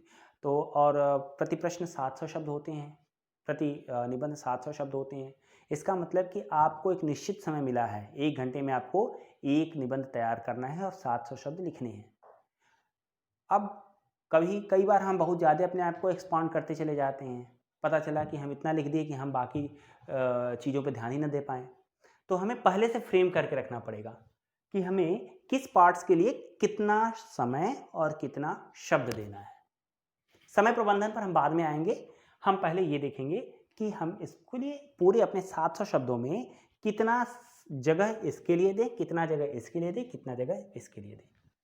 वाजिब है कि सबसे महत्वपूर्ण भाग ये है, ये मुख्य भाग हमने इसीलिए लिखा भी है, तो इसको आपको ज़्यादा जगह देनी पड़ेगी, इसको और इसको बराबर देनी पड़ेगी। तो ये माना जाता है कि आपको 10% के इर्द गिर्द इसको देना पड़ेगा, 10% के इर्द गिर्द इसको देना पड़ेगा, 75 से 80% इसको देना पड़ेगा, और 10% के इर्द गिर्द इसको देना पड़ेगा। अगर हम मान लें कि 700 शब्दों का आपका एक निबंध है, तो 70 से 80 शब्द भूमिका के लिए,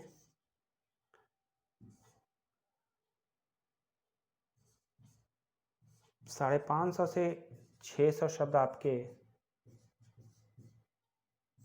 मुख्य भाग के लिए, और 70 से 80 शब्द आपके उपसंहार के लिए। इस तरीके से आपको देना पड़ेगा। तो अगर आप 70 शब्दों में इसको डील कर रहे हैं तो आपको मान लीजिए कि 5, 6, 7 लाइन में आपको भूमिका समाप्त करनी पड़ेगी। अब जब हम भूमिका, हम आगे भी बताएंगे कि भूमिका कैसे लिखी जाए, उसके ऊपर भी चर्चा करेंगे, उस दौरान हमें थोड़ा सा विशेष ध्यान रखना पड़ेगा। तो ये आपके पार्ट्स हैं। अब हम आते हैं निबंध लेखन के तरीके पर कि निबंध लिखने का तरीका क्या होता है। तो निबंध लेखन में हमें 3 कार्य करने होते हैं।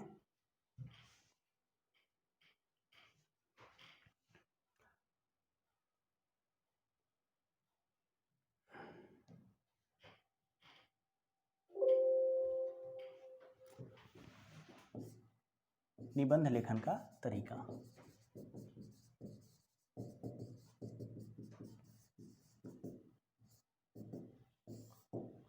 तो हमें इसमें लेखन के दौरान हमें 3 कार्य करना पड़ता है। एक तो पूर्व लेखन कार्य है, लेखन पूर्व कार्य,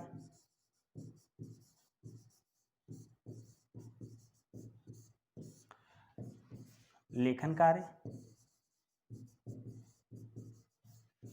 और पश्चात लेखन कार्य।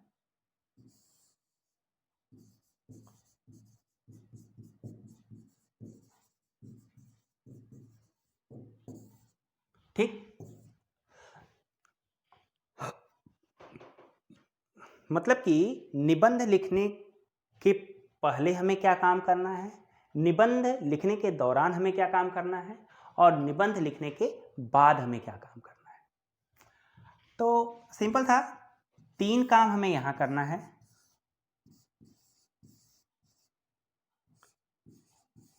तीन काम हमें यहां करना है और एक काम यहां करना है। तो आइए लेखन के पहले का क्या काम हमें करना है, हम ये जानने की कोशिश करते हैं। देखिए, निबंध लेखन के हमें करना पड़ता है, सबसे पहले आपके सामने क्या आता है, किसी निबंध का शीर्षक। तो सबसे पहले आपको शीर्षक का सही अर्थ समझना है।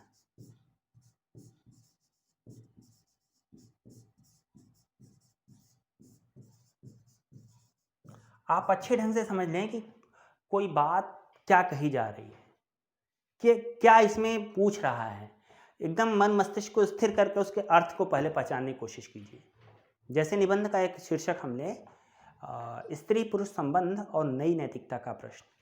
तो आप सोचिए कि इसमें क्या पूछ रहा है, मतलब इसका होल सोल क्या आइडिया वो पाना चाह रहा है कि नैतिकता को वो 2 भागों में विभाजित कर रहा है, पुरानी नैतिकता, नई नैतिकता।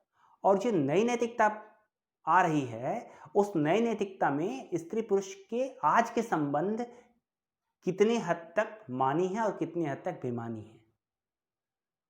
अब आप जब इस विषय को बहुत ध्यान से समझने की कोशिश करेंगे और एक एक शब्दों को अलग करके उनका अर्थ समझेंगे, समझाएंगे, उनको लिखेंगे, तो आपके सामने स्पष्ट हो जाएगा कि इस विषय में हम जो जांच करता है वो हमसे जानना चाह रहा है कि नैतिकता के नए रूप में स्त्री पुरुष संबंधों को फिर से परिभाषित किए जाने की जरूरत है।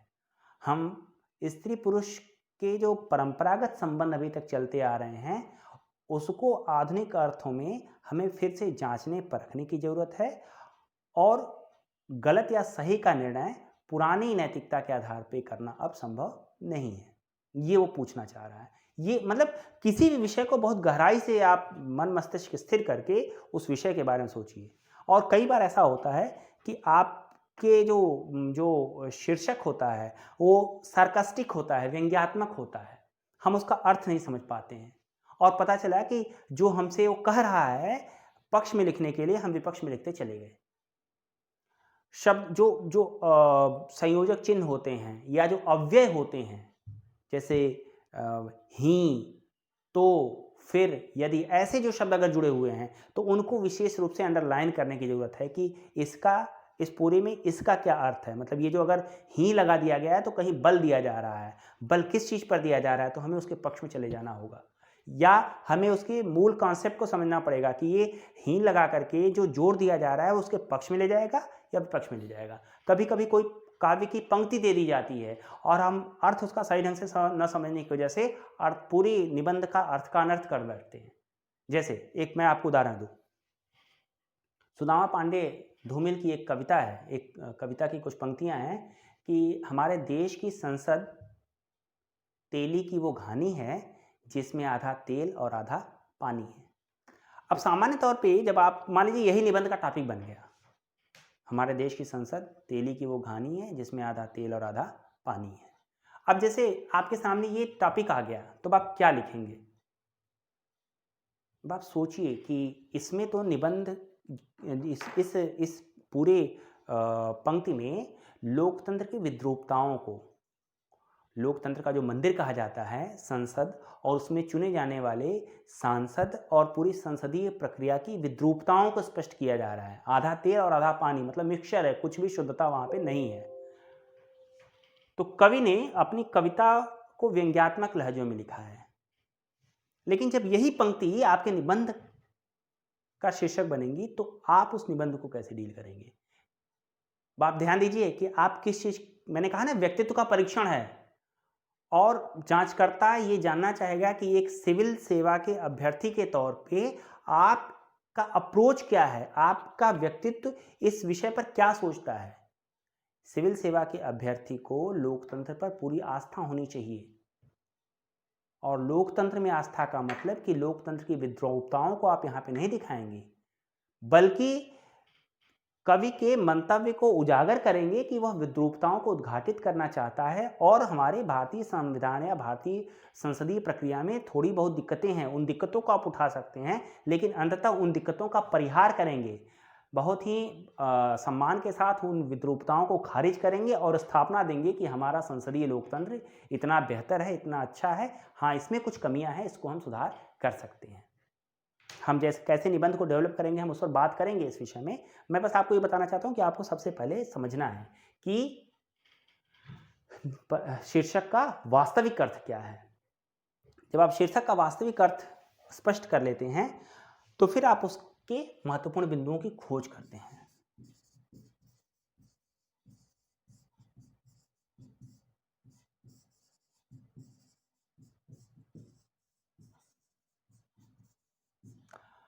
देखिए, जो कुछ भी मैं बता रहा हूं उसमें ये टॉपिक सबसे महत्वपूर्ण है, क्योंकि यही आपको बताएगा कि निबंध कैसे लिखा जाता है।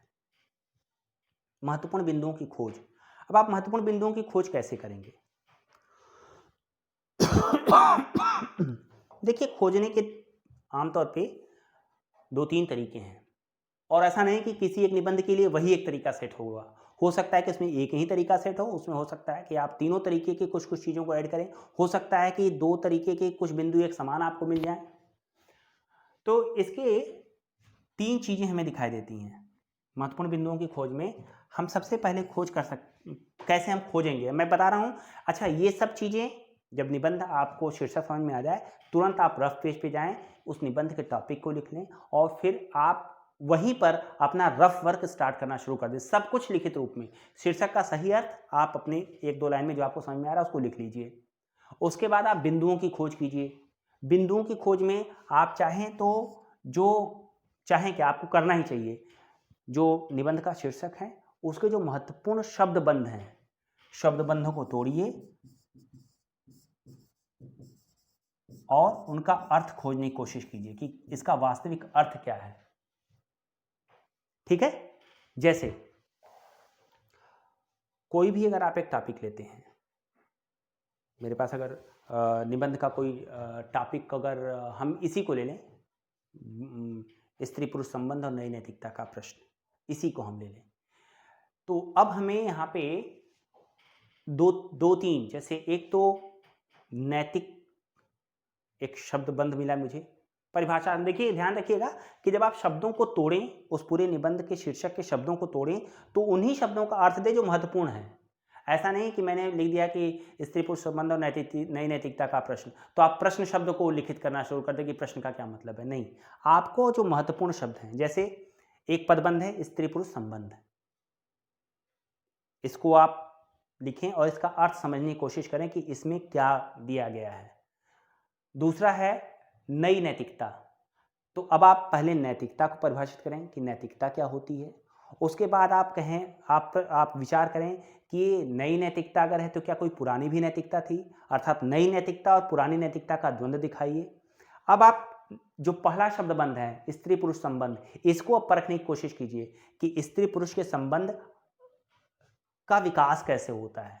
हमारे आदिम समाज में, जब हमारा क्या कहते हैं पाषाणकालीन समाज था, तब स्त्री पुरुष संबंध किस तरीके से जुड़ते थे।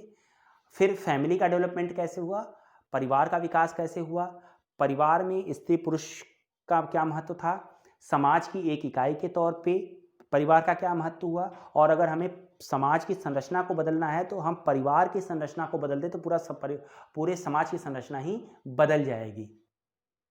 ठीक है, तो अब आप देखिए कि एक स्त्री पुरुष संबंध को नैतिकता के द्वारा एक तरीके से कह लीजिए कि रोका जाता था। रोका क्या जाता था? मर्यादित किया जाता था। आदिम समाज में एक स्त्री उस समूह के सभी पुरुष की पत्नी हो सकती थी और एक पुरुष उस समूह की सभी स्त्रियों का पति हो सकता था। लेकिन इससे अव्यवस्था पैदा होनी शुरू हो गई, तो कुछ नैतिक नियम लागू किए गए कि एक स्त्री का जो पति होगा वो और किसी का पति नहीं होगा, और एक पुरुष की जो स्त्री होगी वह अन्य किसी भी पुरुष की स्त्री नहीं होगी। ये एक नैतिकता के द्वारा धार्मिक आवरण उड़ा करके, पहना करके इस नैतिकता को लाया गया और एक समाज को सुचारू रूप से चलाने के लिए ये नियम लागू किए गए। लेकिन जब आप इस स्त्री पुरुष संरचना को फिर बदल दीजिए तो समाज की पूरी संरचना ही बदलनी शुरू हो जाएगी, और उस बदली हुई संरचना को फिर से स्थापित करने के लिए हमें फिर से नई नैतिकता की नई परिभाषा गढ़नी पड़ेगी, और उस नैतिकता के द्वारा हम फिर से समाज को विकसित कर सकते हैं। तो मतलब कि आप देखिए कि आपने जब उस टॉपिक को उठाया तो उसमें आपने पहले नैतिकता को परिभाषित किया, फिर नई और पुरानी को परिभाषित किया, फिर स्त्री पुरुष संबंधों पर आपने अपना एक विचार रखा। ये भी काम आपको, मैं कह रहा हूं ये लेखन पूर्व कार्य है, तो ये भी आपने रफ पे किया, ये भी आपने रफ पे बिंदु नोट करते चले जाइए। बिंदु नोट करना बहुत महत्वपूर्ण है। तो आपने पहला तरीका तो ये देखा कि महत्वपूर्ण बिंदुओं की खोज में कि शब्द बंधों को तोड़िए, उनका अर्थ लिखिए। दूसरा तरीका यह है कि आप 6 ककार याद कर लीजिए।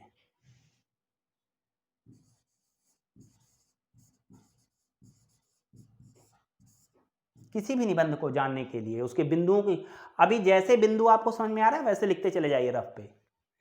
6 ककार। 6 ककार में क्या, क्यों, कब, कहां, कौन और कैसे। ठीक, तो वही शब्द बंधों को आपने तोड़कर जो अर्थ खोजा है वही क्या का प्रश्न है। जैसे नैतिकता क्या है, स्त्री पुरुष संबंध क्या है, नई नैतिकता क्या है, पुरानी नैतिकता क्या है, क्यों ये नई पुरानी नैतिकता से नई नैतिकता में बदलाव क्यों हुआ, स्त्री पुरुष संबंधों में बदलाव क्यों हुआ, कब, उसकी एक ऐतिहासिक पृष्ठभूमि में कि स्त्री पुरुष संबंध प्राचीन काल में, आदिकालीन समाज में मतलब पाषाणकालीन समाज में कैसा था, फिर आदिकालीन समाज में कैसा था, प्राचीन काल में, मध्यकाल में, आधुनिक काल में, और अब कैसा है, कहाँ ये परिवर्तन हमें कहाँ क्या विश्व स्तर पे दिखाई दे रहा है, भारत के स्तर पे दिखाई दे रहा है, या आपने इसको भारत के संबंध में विशेषीकृत किया है, उसको आप यहाँ पे स्पष्ट कर सकते हैं। कौन, तो स्त्री और पुरुष यही 2 बिंदु हैं, और समाज में इनकी क्या उपयोगिता है यहाँ से व्याख्यायित कर सकते हैं, और कैसे ये बदलाव हुआ है। जैसे मध्यकाल से आधुनिक काल में जो स्त्री पुरुष संबंधों के बीच में बदलाव हुआ वो कैसे हुआ है, किन कारणों से हुआ है। और मैंने आपको शुरू में बताया था कि आधुनिकता के आने के साथ स्त्री और पुरुष के बीच में बराबरी का भी भाव पैदा हुआ, क्योंकि पश्चिमी इस बात को स्वीकार करने लगा था।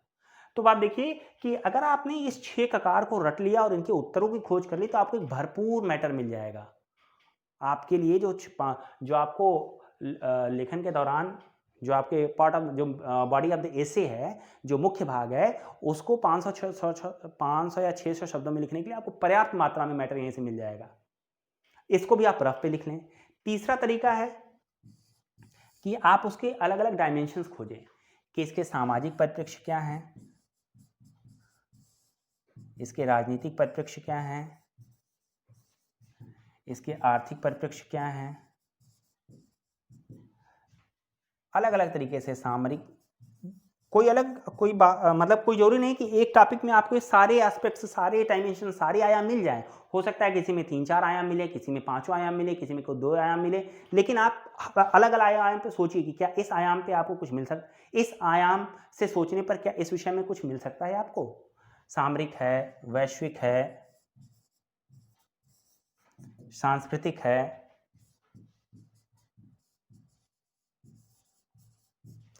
अब अगर आपको कुछ समझ में आ रहा है तो आप उसको भी पॉइंट वाइज लिखते चले जाएं। तो ये आपके पास खूब ढेर सारा मैटर, एक कच्चा माल इकट्ठा हो जाएगा। ठीक, कच्चा माल आपके पास इकट्ठा हो गया। अब जो तीसरा काम आपको करना है, वो तीसरा काम है रूपरेखा निर्माण।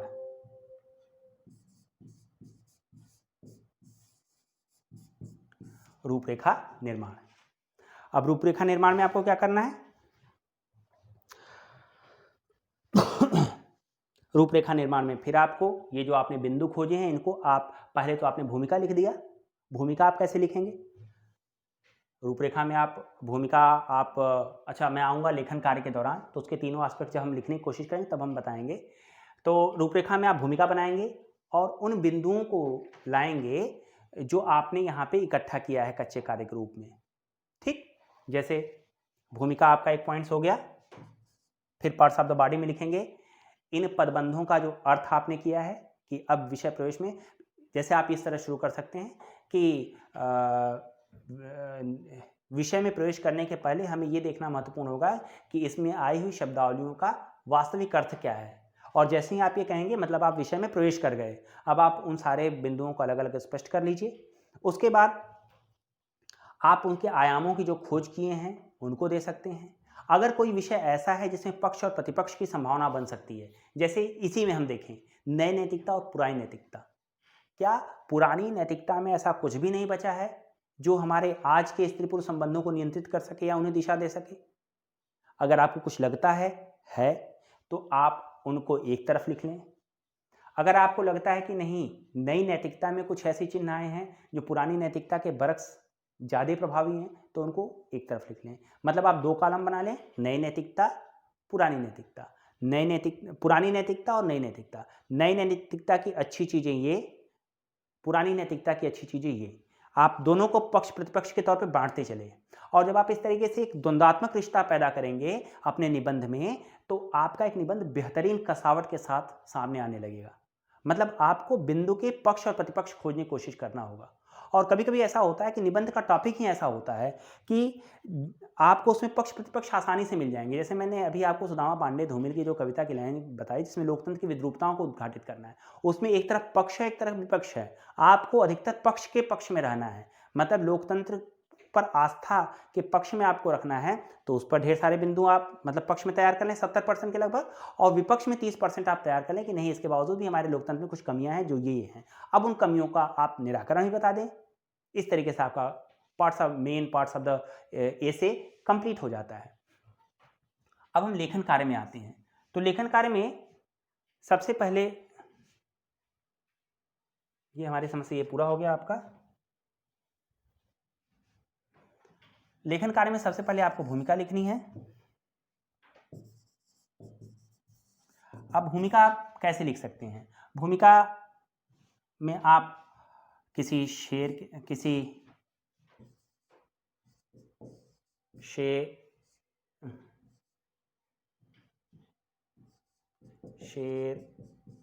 शायरी, कविता, उद्धरण, जीवनी, व्यक्तिगत अनुभव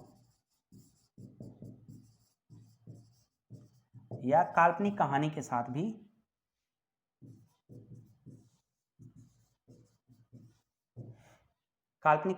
भी इसको आप शुरू कर सकते हैं।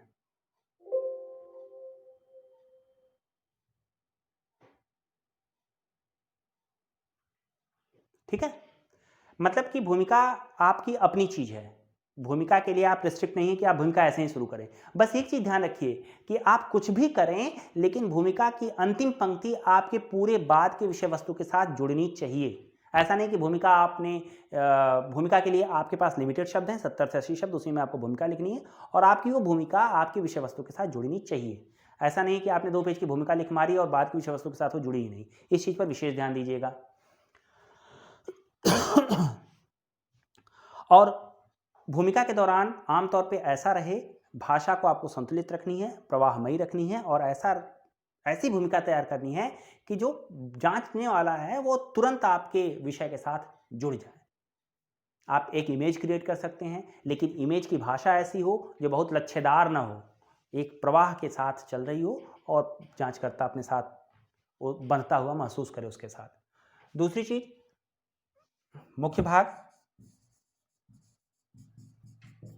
भाग को मैंने अभी आपको बताया, वही चीज फिर से है, पदबंधों का स्पष्टीकरण कीजिए, जो अलग अलग पदबंध हैं उनके अर्थान्वयन कीजिए अच्छे ढंग से, उनके विभिन्न आयामों की खोज कीजिए, सामाजिक, सांस्कृतिक, आर्थिक, राजनीतिक अगर आपके पास आयाम है तो वो लिखिए।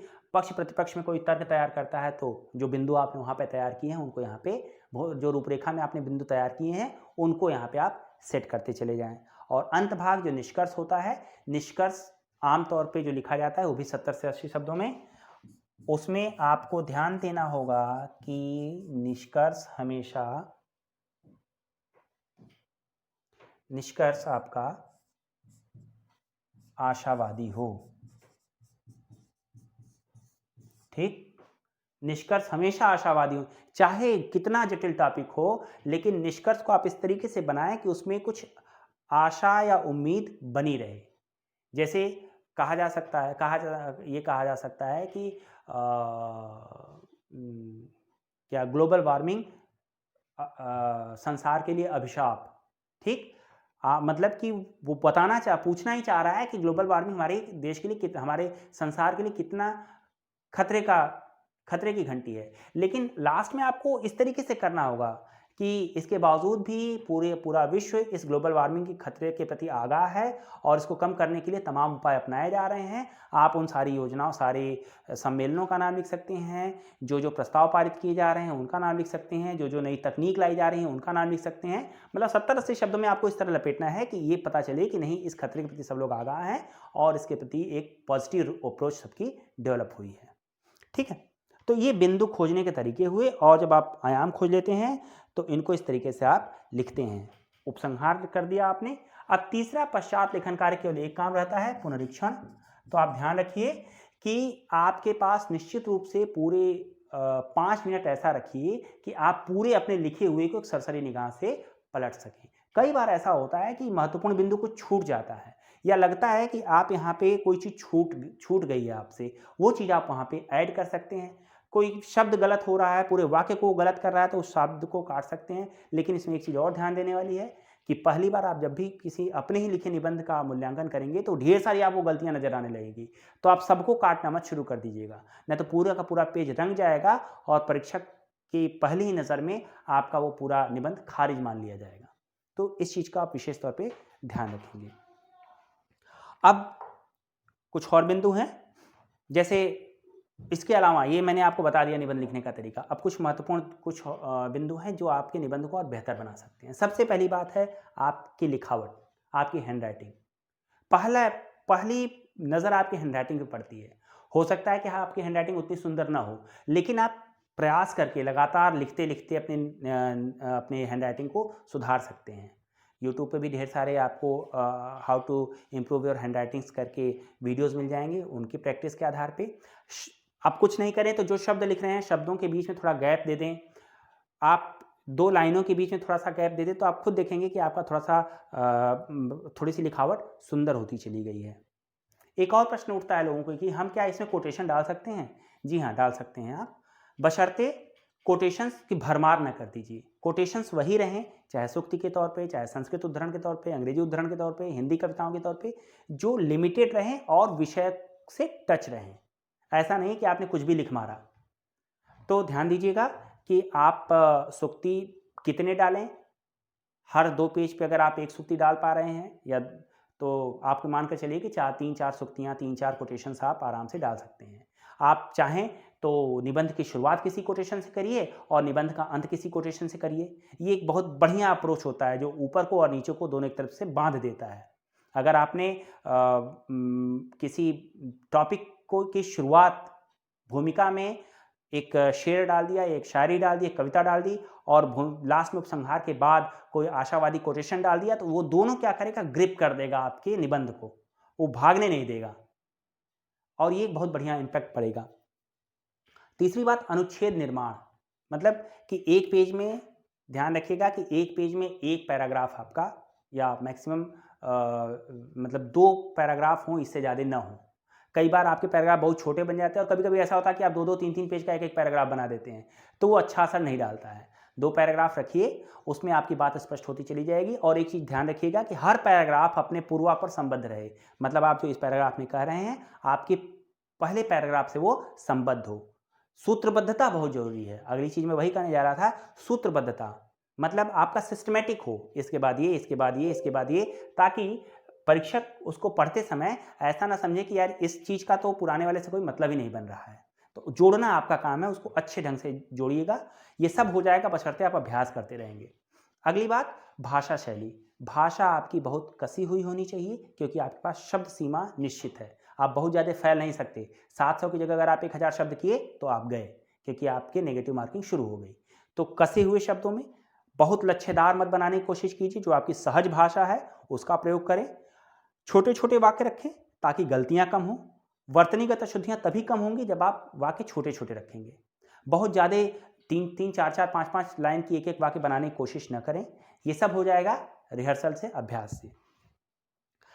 वाक्य को अंडरलाइन करना सीखिएगा। बहुत जरूरी और बहुत लोकप्रिय तरीका है कि जो लगे कि आपको ये महत्वपूर्ण, जैसे मान लीजिए कोई आपने परिभाषा दी, जैसे नैतिकता की परिभाषा आपने दी, तो नैतिकता के बाद आप अंडरलाइन कर दीजिए। आप 2 कलम का प्रयोग कीजिए, लिखते समय ब्लू पेन का, अंडरलाइन करते समय ब्लैक पेन का। अपने आप परीक्षक की निगाह वहाँ पे पहुँचेगी ही पहुँचेगी। तो जो आपको महत्वपूर्ण लगे उसको आप अंडरलाइन कर दीजिए, लेकिन ऐसा मत कीजिएगा कि आपको लगे कि सब महत्वपूर्ण है तो पूरी की पूरी आप कॉपी ही रंग दे, ऐसा मत कीजिएगा। और अगली बात, जो सबसे महत्वपूर्ण बात है, वो है आपका समय प्रबंधन, टाइम मैनेजमेंट। हर चीज़ का एक टाइम होता है, हर चीज़ का एक समय होता है। उस समय सीमा के भीतर ही हमें काम करना होता है। इसको आप गांठ बांध लीजिएगा। तो आप समय को ऐसे निर्धारित कीजिएगा, मान लीजिए कि 3 घंटे में आपको 2 निबंध लिखने हैं, 1.5 घंटा, या 3 निबंध लिखने हैं तो 1 घंटा, मतलब 60 मिनट। 600 शब्द हैं या 700 शब्द हैं, मान लीजिए हम 700 शब्द 1 घंटे में लिखने हैं, तो आप फ्रेमिंग के लिए कम से कम 15 मिनट दीजिएगा। जो आप ये लेखन पूर्व कार्य कर रहे हैं इसके लिए आप कम से कम 15 मिनट दीजिएगा। मतलब 25% समय आपको इसको देना पड़ेगा। देना इन द सेंस कि खाली बैठना नहीं है, सोचना है। और आपको पता है कि इसमें क्या क्या काम करना है। इसमें आपको टॉपिक कोई डिसाइड करना है, टॉपिक के विषय और उसको अर्थ को समझना है, उसके बिंदु निश्चित करने हैं। ये सब काम आपको उसी में करने हैं। और आपको रूपरेखा निर्माण करना है, ये इन 15 मिनट में कीजिए। बाकी आपका जो लेखन कार्य है, लेखन कार्य में आपको भूमिका लिखनी है। अब भूमिका के लिए आपको पूरे 700 शब्दों में 10% देना है। तो बचे हुए जो आपने मान लीजिए 45 मिनट बच गए हैं, और उस 45 मिनट में 5 मिनट में आपने रिवाइज के लिए रखे हैं, तो 40 मिनट आपके पास बच गए हैं। तो 40 मिनट का जो 10% है उसको आप भूमिका लेखन के लिए लिखिए, मतलब 5-6 मिनट में आप भूमिका लिखिए, और उतने ही समय में आप निष्कर्ष लिखिए, और बचे हुए समय को आप मेन पार्ट शब्द एसे में खपाइए। इस तरीके से जब आप टाइम मैनेज कर लेंगे पूरा, तो आप देखेंगे आपका एक कंप्लीट, एक मुकम्मल निबंध तैयार हो चुका है। मतलब निबंध की अगर आपने तकनीक समझ ली, विषय को अच्छे ढंग से समझ लिया, अपनी मौलिकता को आपने खोल लिया, तो समझिए कि आपसे बेहतर निबंध कोई लिख नहीं सकता। तो मित्रों, आज हमने देखा कि निबंध कैसे लिखें, और मुझे लगता है कि थोड़ा बहुत आपको एक आइडिया मिला होगा कि निबंध कैसे लिखा जाना चाहिए। और देखिए, निबंध लिखने का कोई फ्रेम्ड वे नहीं है, कोई निश्चित तरीका नहीं है। निबंध आपकी अपनी व्यक्तिगत संपत्ति है। ये मैंने कुछ तकनीक बताए हैं जिनकी सहायता से आप लिख सकते हैं। ऐसा बिल्कुल मत सोचिए कि आप निबंध नहीं लिख सकते, बशर्ते आप लिखिए। आप पर डे या हर 2 दिन पर एक निबंध लिखिए, खुद जांचिए। अगर आपने कम से कम 30 निबंध लिख दिए, तो मैं गारंटी देता हूं कि 31वां निबंध लिखने में आपको खुद मजा आने लगेगा।